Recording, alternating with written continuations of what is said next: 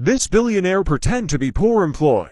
You would never believe it, but this young man actually commutes to work by parachute. After landing safely, he stares at the building with great anticipation. As it turns out, Bill is a naive and wealthy young man. One day, he had a sudden idea to conceal his identity and work as a junior employee at a rival company. This proposal was naturally opposed by his father, but Bill insisted on making his own career. His father had no choice but to agree. A car accident clearly could not shake Bill's determination. He remained confident after recovering. However, due to his accustomed life of luxury, Bill couldn't help but marvel at the shabby office he saw. He didn't know that it was actually a high-level executive position. When Bill introduced himself in a manner that exuded leadership, his powerful aura caused his colleagues to spontaneously applaud and cheer. At that moment, a girl rushed in, and when their eyes met, she was shocked and opened her mouth wide. Apparently, the two of them had a secret history. In order to avoid being recognized, Layla stumbled out of the room with her face covered, but as they worked in the same department, Layla could not escape forever. When the vegetable leaves were removed, Layla quickly buried her face in her lunch tray and quickly left. After everyone had left, Bill took out his own 18K gold spoon, which shocked his colleagues because it was the first time he had eaten a commoner's meal. Bill looked uncomfortable, but he slowly savored the food and found it to be delicious. To celebrate Bill's joining the department, a welcome ceremony was held. Faced with the traditional toast, Bill, who was naturally germophobic, suddenly felt a wave of panic. However, he was obviously prepared and took out an 18K gold straw, slowly sipping from the cup. But this nonconformist behavior earned him some disapproving looks. At that moment,